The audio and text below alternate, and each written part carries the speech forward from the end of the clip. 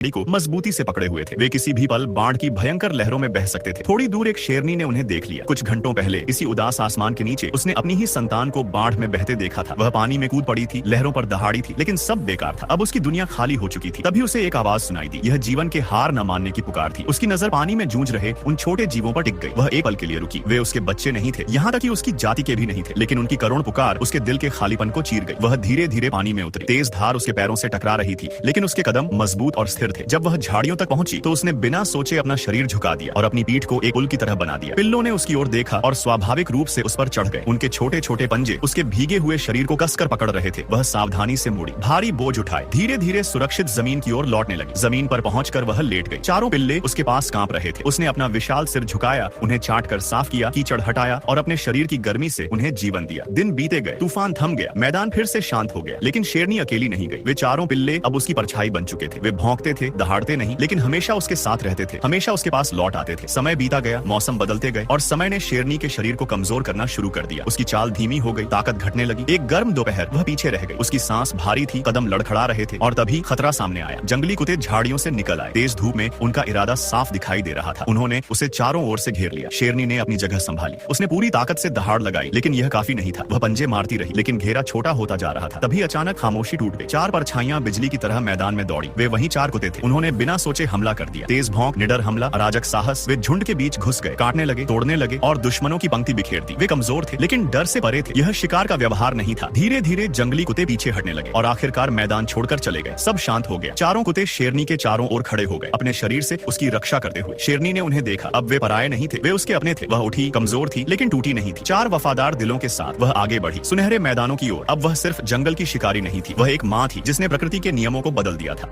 चार छोटे